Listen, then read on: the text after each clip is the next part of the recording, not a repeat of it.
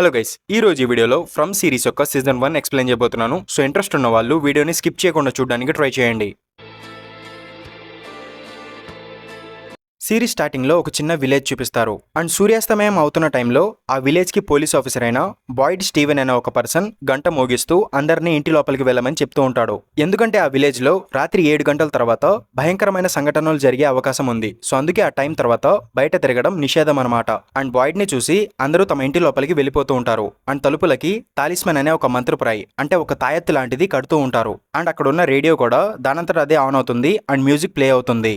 And ఆ ఊర్లో ఉన్న క్లినిక్ లోపల కెన్నీ అనే ఒక పోలీస్ ఆఫీసర్ తన ఫాదర్తో కలిసి చెస్ ఆడుతూ ఉంటాడు. అండ్ తన ఫాదర్కి డైమెన్షియా అనే ఒక రోగం ఉంటుందన్నమాట. సో అతని ఫాదర్కి మెంటల్ కండిషన్ సరిగా ఉండదు. సో తన ఫాదర్ని తన మదర్ అండ్ క్రిస్టీ అనే ఒక కాంపౌండర్ కలిసి చూసుకుంటూ ఉంటారు. అండ్ క్రిస్టీ అంటే కెన్నీకి చాలా ఇష్టం అనమాట, కానీ అతను చెప్పలేకపోతూ ఉంటాడు. అండ్ తర్వాత కెన్నీ బాయిడ్ దగ్గరికి వెళ్తాడు. అండ్ అందరూ తమ ఇంటి లోపలికి వెళ్ళిపోయిన తర్వాత వీళ్ళు కూడా తమ ఆఫీసులోకి వెళ్ళిపోతారు. అండ్ ఆఫీస్ బయట 96 రోజుల నుంచి ఎటువంటి ప్రమాదం జరగలేదు అని రాసి ఉంటుంది. అండ్ తర్వాత చీకటి పడుతుంది అండ్ అందరూ తమ ఇంటికి వెళ్ళిపోయి ఉంటారు. కానీ ఫ్రాంక్ అనే పర్సన్ మాత్రం బాగా తాగి బార్లో పడిపోయి ఉంటాడు. అండ్ అతని భార్య కూతురు అతని కోసం చాలా సేపు వెయిట్ చేస్తారు. కానీ అతను రాకపోయేసరికి వాళ్ళు కూడా ఇంటి లోపలికి వెళ్ళిపోతారు. అండ్ తర్వాత ఆ చిన్న పాపని కిటికీ దగ్గర నుంచి ఒక ముసలావిడ పిలుస్తుంది. అండ్ బయట చాలా చలిగా ఉందని లోపలికి రానివ్వమని అడుగుతుంది. అండ్ ఆ పాప వాళ్ళ అమ్మ వద్దు వద్దు అని చెప్పే లోపే ఆ పాప కిటికీ ఓపెన్ చేస్తుంది. ఇంతలో బయట ఉన్న ఆ ముసలావిడ ఒక పిశాచిలాగా మారిపోయి వాళ్ళ మీద అటాక్ చేస్తుంది.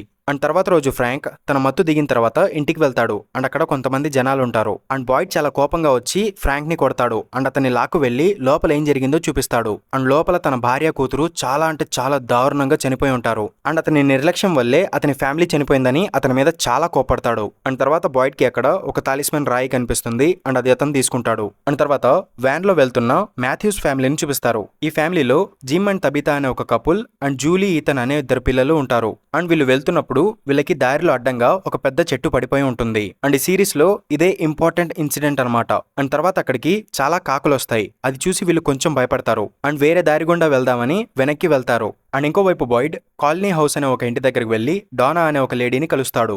యాక్చువల్లీ ఈ ఊర్లో ఒక ఫ్యామిలీ ఒక ఇంట్లో ఉంటారు. కానీ ఈ కాలనీ హౌస్ లో మాత్రం చాలా ఫ్యామిలీస్ కలిసి ఒకే ఇంట్లో ఉంటారు. అండ్ ఆ ఇంటికి వార్డెన్ గా ఈ డానా ఉంటుందన్నమాట. అండ్ బాయిడ్ వాళ్ళ కొడుకు ఎల్లీస్ ఈ హౌస్ లోనే ఉంటాడు. సో అతన్ని కలవడానికి బాయిడ్ వస్తాడు. అండ్ ఎల్లీస్ తన గర్ల్ ఫ్రెండ్ ఫాతిమా యొక్క పెయింటింగ్ వేస్తూ ఉంటాడు. అండ్ అతన్ని కలవడానికి బాయిడ్ వస్తాడు. అండ్ ఫ్రాంక్ వాళ్ళ ఫ్యామిలీకి జరిగింది తన కొడుకు చెప్తాడు. అండ్ తర్వాత ఫ్యూనరల్ కి రమ్మని తన కొడుకుని పిలుస్తాడు. అండ్ ఇక్కడ వీళ్ళిద్దరి రిలేషన్షిప్ లో ఏదో ప్రాబ్లం ఉందని మనకి అర్థమవుతుంది. అండ్ తర్వాత ఊర్లో వాళ్ళందరూ కలిసి ఫ్రాంక్ ఫ్యామిలీకి ఫ్యూనరల్ చేస్తూ ఉంటారు. అండ్ అప్పుడే మాథ్యూస్ ఫ్యామిలీ దారి తప్పి ఆ విలేజ్ లోపలికి వస్తారు. అండ్ జిమ్ బాయిడ్ దగ్గరికి వెళ్లి హైవే దగ్గరికి ఎలా వెళ్ళాలని అడుగుతాడు. అండ్ బాయిడ్ అతనికి నిజం చెప్పి భయపెట్టకూడదని స్ట్రైట్ గా వెళ్ళమని చెప్తాడు. అండ్ తర్వాత మాథ్యూస్ ఫ్యామిలీ అలా వెళ్తూ తిరిగి మళ్ళీ అదే ఊరికి వస్తారు. అండ్ తర్వాత వాళ్ళు 4-5 సార్లు ట్రై చేసినా కూడా మళ్ళీ అదే ఊర్లోకి వస్తూ ఉంటారు. అండ్ వాళ్ళు ఆగకుండా బయటికి వెళ్ళడానికి ట్రై చేస్తూనే ఉంటారు. సో బాయిడ్ వాళ్ళకి నిజం చెప్పాలి అనుకుంటాడు. అండ్ వాళ్ళ వ్యాన్ కి పంచర్ చేసి వాళ్ళని ఆపడానికి రోడ్డు మీద స్పైక్ చైన్ పెడతాడు. కానీ దారిలో వీళ్ళకి ఒక కార్ అడ్డుగా వస్తుంది. అప్పుడు యాక్సిడెంట్ జరిగి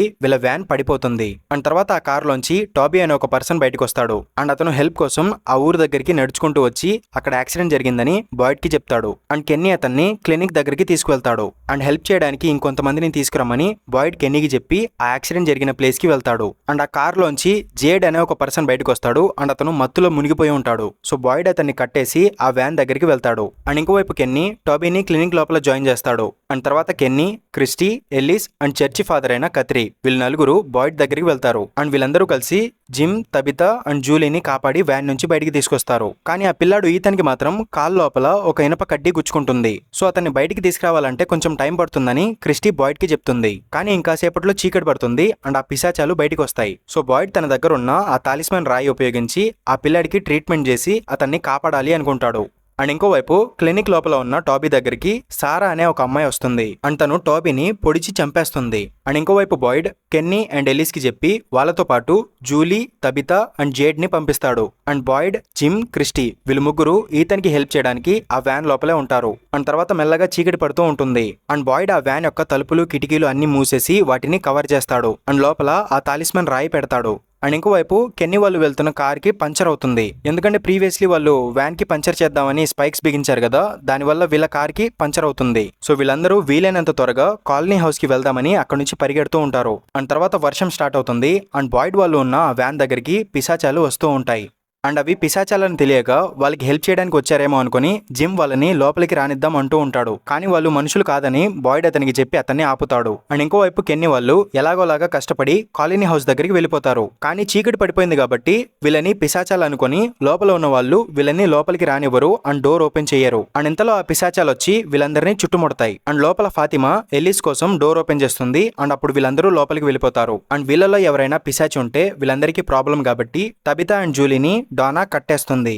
అండ్ ఇంకోవైపు బాయిడ్ జిమ్కి చెప్తాడు అవన్నీ పిశాచాలని అండ్ ఆ తాలిస్మన్ తాయెత్తుంటే అవి లోపలికి రాలేవు అని చెప్తాడు. అండ్ ఇంకోవైపు డోనా కూడా తబితాకి చెప్తుంది ఈ ఊరికి ఒక శాపం ఉందని అండ్ ఆ పిశాచాలు రాత్రిపూట బయటకు వచ్చి అందరినీ చంపి తినేస్తాయని తను చెప్తుంది. అండ్ అవి ఎక్కడి నుంచి వస్తున్నాయో తెలియదు కదా, అందుకే ఈ సిరీస్ యొక్క టైటిల్ ఫ్రమ్ అని పెట్టారనమాట. అండ్ తర్వాత జూలీ దగ్గరికి విక్టర్ అనే ఒక పర్సన్ వస్తాడు. అతన్ని చూసి జూలీ భయపడిపోతుంది. అండ్ విక్టర్ తన దగ్గరకు వచ్చి ఆ యాక్సిడెంట్ గురించి అడుగుతాడు. అండ్ చాలా ఏళ్ల క్రితం అలాంటి యాక్సిడెంట్ జరిగిందని అండ్ అది మళ్ళీ రిపీట్ అయిందని అతను చెప్తూ ఉంటాడు. అండ్ అతన్ని చూసి జూలీ భయపడిపోతూ ఉంటుంది.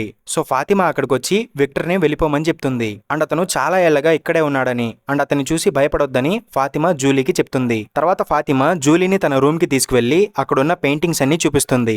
అండ్ ఇంకోవైపు కెన్నీ వాళ్ళ ఫాదర్ చెస్ ఆడుతూ ఉంటాడు. అప్పుడు అతనికి కొన్ని విజన్స్ కనిపిస్తాయి. అండ్ అతను చైనీస్ లో ఏదో చెప్పి తన కొడుకు కావాలి అని అరుస్తాడు. సో అతన్ని పడుకోబెట్టడానికి అక్కడున్న వార్డెన్ తీసుకెళ్తుంది. అండ్ ఇంకోవైపు సారా టాబీని చంపేసిన తర్వాత తనతో ఇదంతా ఎవరో చేయిస్తున్నట్టు తను బాధపడుతూ ఉంటుంది. అండ్ తర్వాత అతన్ని చంపిన నేరం తన మీద రాకూడదని అతన్ని ఆ పిశాచాలు తినేయడానికి డోర్ ఓపెన్ చేసి వెళ్ళిపోతుంది. అండ్ ఇంకోవైపు డానా తబితాకి అన్ని విషయాలు చెప్పేస్తుంది. అండ్ డానా తన సిస్టర్ తో పాటు ఈ విలేజ్ లోకి ఫస్ట్ టైం వచ్చినప్పుడు ఆ మాన్స్టర్స్ అనేవి తన సిస్టర్ ని చంపి తినేసాయని చెప్తుంది. అండ్ ఇక్కడ నుంచి బయటపడడానికి ఎంత ట్రై చేసినా మళ్ళీ ఇక్కడికే వచ్చి చేరతామని డానా చెప్తుంది. అండ్ అవన్నీ విన్న తర్వాత తబితా వాళ్ళు చెప్పింది నిజమని నమ్మడం మొదలు పెడుతుంది. అండ్ ఇంకోవైపు విక్టర్ డ్రాయింగ్ వేస్తూ ఉంటాడు. అండ్ అతను ఈ రోజు జరిగిన యాక్సిడెంట్ గురించి ఆ డ్రాయింగ్ వేస్తూ ఉంటాడు.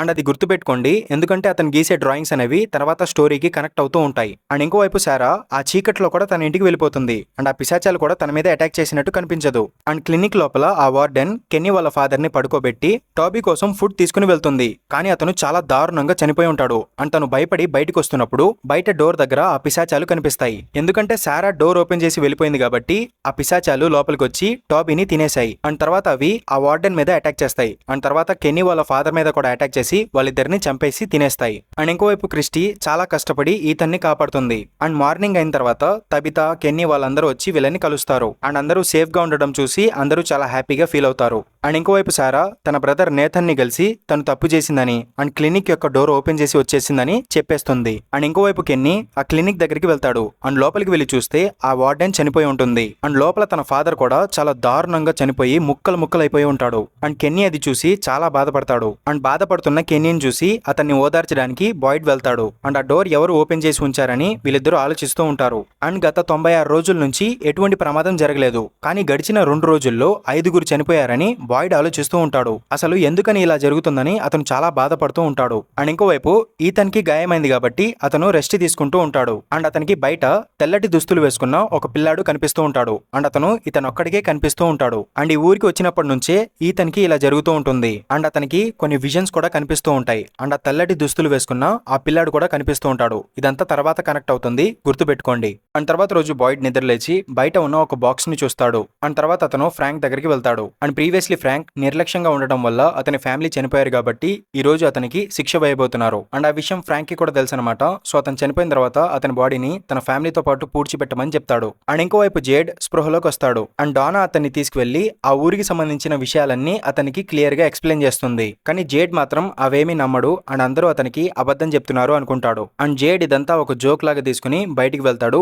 అండ్ తన ఫ్రెండ్ టాబీని వెతుక్కుంటూ సైకిల్ మీద వెళ్తాడు. అండ్ ఇంకోవైపు ఈథన్ కి మళ్ళీ ఆ పిల్లాడు కనిపిస్తాడు. సో అతను ఆ పిల్లాడికి హాయ్ చెప్తాడు. అండ్ అతను కూడా హాయ్ చెప్తాడు. అండ్ ఇంకోవైపు డైనర్ లోపల కెన్నీ అండ్ అతని మదర్ తన ఫాదర్ చనిపోయినందుకు బాధపడుతూ ఉంటారు. అండ్ అప్పుడే అక్కడికి సారా వస్తుందన్నమాట. అండ్ తను ఈ డైనర్ లో వెయిట్రెస్ గా పనిచేస్తూ ఉంటుంది. అండ్ తను వీళ్ళిద్దరు మాటలు విని సైలెంట్ గా ఉండిపోతుంది. వీళ్ళకి నిజం చెప్పదు. అండ్ తర్వాత ఆ డైనర్ దగ్గరికి జేడ్ వస్తాడనమాట. అండ్ అతను ఇదంతా ఒక రియాలిటీ షో అని అండ్ అందరూ బాగా నటిస్తున్నారు అని అతను అనుకుంటూ ఉంటాడు. అండ్ తర్వాత ఆ డైనర్ దగ్గరికి సారా వాళ్ళ బ్రదర్ నేథన్ వస్తాడు. అండ్ తను తన బ్రదర్ దగ్గరికి వెళ్లి తను ఆ డోర్ ఓపెన్ చేసి వదిలేసిన విషయం ఎవరికి చెప్పొద్దు అంటుంది. ఉంటుంది అండ్ వీళ్ళు ఆ ఊరు నుంచి బయటపడాలంటే అదొక్కటే దారి అని చెప్తుంది. సో ఈ విషయం బయటికి రాకుండా ఉండటానికి అతన్ని సైలెంట్ గా ఉండమని చెప్పి అతన్ని పంపించేస్తుంది. అండ్ ఇంకోవైపు చర్చి ఫాదర్ అయిన Khatri gym and Tabitha family ఉండటానికి ఒక ఇల్లు చూపించడానికి తీసుకెళ్తూ ఉంటాడు. అండ్ అప్పుడు వీళ్ళిద్దరూ బాయిడ్ ఆఫీస్ బయట ఉన్న ఆ బాక్స్ ని చూసి దాని గురించి అడుగుతారు. అప్పుడు ఖత్రి వాళ్ళకి ఎక్స్ప్లెయిన్ చేస్తాడు. ఒక పర్సన్ నిర్లక్ష్యంగా ఉండటం వల్ల వేరే వాళ్ళ ప్రాణాలు పోతే అండ్ ఆ తప్పు చేసిన పర్సన్ ని తీసుకువెళ్లి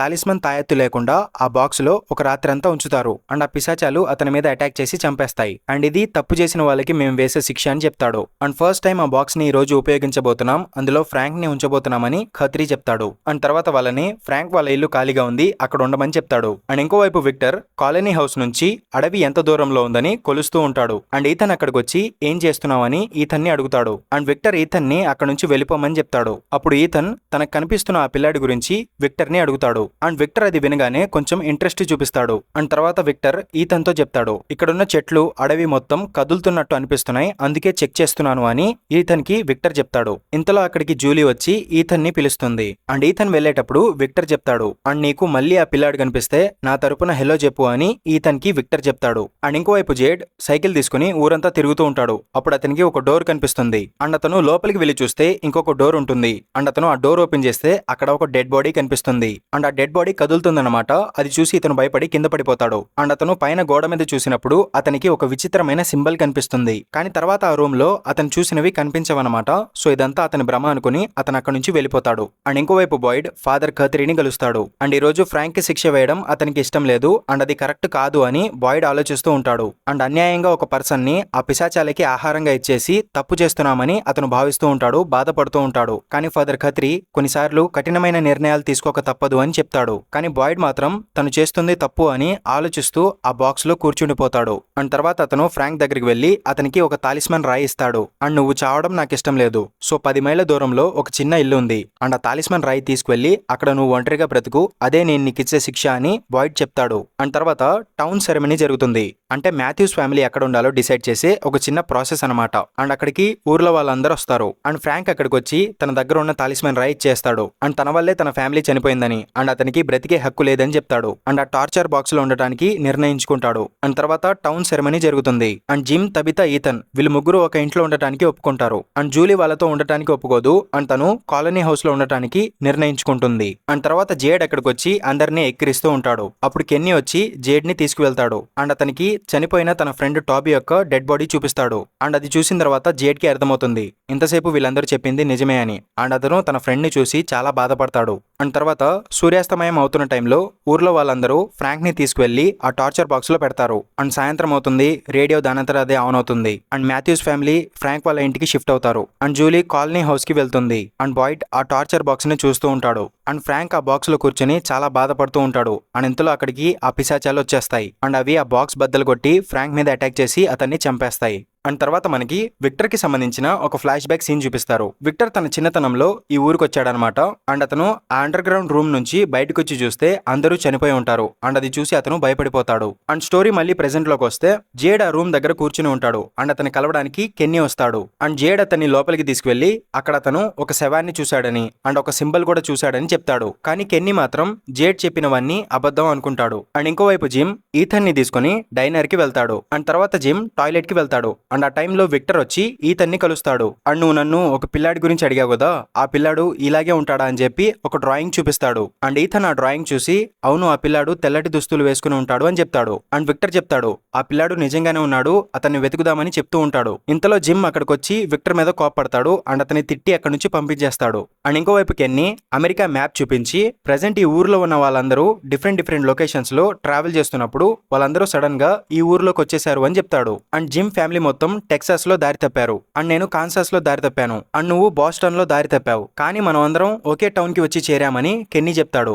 అండ్ అది ఎలా పాసిబుల్ అవుతుంది, అన్ని ప్లేసెస్ ఒకే చోట ఎలా కనెక్ట్ అవుతాయని చెప్పి జేడ్ ఆలోచిస్తూ ఉంటాడు. అండ్ ఇంతలో అక్కడ ఉన్న రేడియో డివైస్ అనేది సౌండ్ చేస్తుంది. అండ్ అప్పుడు కెన్నీ చెప్తాడు ఇది సరిగా పనిచేయట్లేదు, కానీ అప్పుడప్పుడు ఇలా సౌండ్ చేస్తూ ఉంటుంది అని చెప్తాడు. అండ్ అప్పుడు జేడ్కి ఒక ఐడియా వచ్చి ఆ రేడియో డివైస్ ని తీసుకుని వెళ్ళిపోతాడు. అండ్ ఇంకోవైపు ఈథన్ వాళ్ళ ఇంటి దగ్గరికి విక్టర్ వస్తాడు. అండ్ అతను సైలెంట్ గా ఈథన్ ని తీసుకుని ఆ వైట్ డ్రెస్ వేసుకున్న పిల్లాడిని వెతకడానికి అడవిలోకి తీసుకెళ్తాడు. అండ్ ఈథన్ కనిపించట్లేదని జిమ్ తబితా వెతుకుతూ ఉంటారు. అప్పుడు వాళ్ళకి ఈథన్ సపోర్ట్ గా వాడే కర్ర కనిపిస్తుంది. సో అతను అడవిలోకి వెళ్ళుంటాడని వీళ్ళు వెతుక్కుంటూ వెళ్తారు. అండ్ విక్టర్ ఈథన్ అడవిలో వెళ్తూ ఉన్నప్పుడు ఆ తెల్ల దుస్తులు వేసుకున్న పిల్లాడు విక్టర్ కి కనిపిస్తాడు. అండ్ విక్టర్ అతన్ని ఫాలో చేసుకుంటూ ఒక చెట్టు దగ్గరికి ఈథన్ ని తీసుకెళ్తాడు. అండ్ అది ఒక తాలిస్మన్ చెట్టు అని విక్టర్ చెప్తాడు. అండ్ విక్టర్ ఆ చెట్టు తొర్ర లోపల ఒక రాయి పడేస్తాడు. అండ్ ఆ రాయి దానంతట అదే బయటకు వచ్చి పడుతుంది. అండ్ ఇలా మనుషుల మీద కూడా పనిచేస్తుంది అని విక్టర్ ఈథన్ కి చెప్తాడు. అండ్ తర్వాత విక్టర్ కి కుక్కలు అరుస్తున్న సౌండ్ వినిపిస్తుంది. అండ్ అతని చిన్ననాటి జ్ఞాపకం కూడా గుర్తుకొస్తుంది. అండ్ ఇంకోవైపు జిమ్ అండ్ తబితా